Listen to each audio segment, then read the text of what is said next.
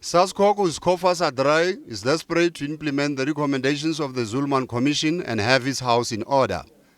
This so it can get the much-needed funding from both the government and private sector to fund preparations of the country's athletes for the 2020 Tokyo Olympics. The process was started over 2 years ago following allegations of financial irregularities, lack of governance and maladministration, and the third Minister of Sport is overseeing it. After having suffered reputational damage, SASCOC has been told to get its house in order by government.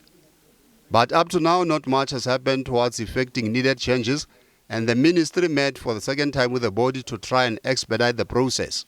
I want to see the change, and we have said that we would want to see SASCOC moving based on the recommendations of Zulman.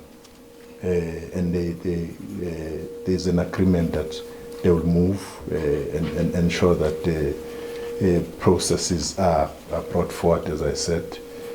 And that's where we are.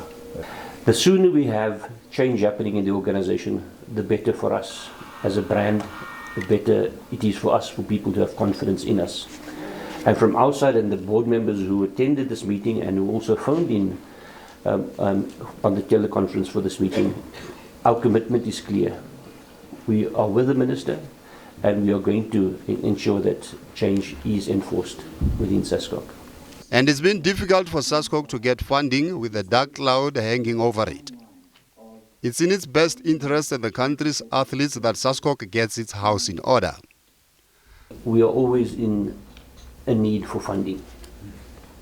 It's important that funding comes into the organization so that it can go out to the people who need it the most, the athletes and the federations to which they belong. Government is keeping a close eye on SASCOC through its facilitator to ensure recommendations are fully implemented. And the AGM, which was initially scheduled for next March, will now take place next month with key positions to be filled. Percy Nkatlo, SABC News, Johannesburg.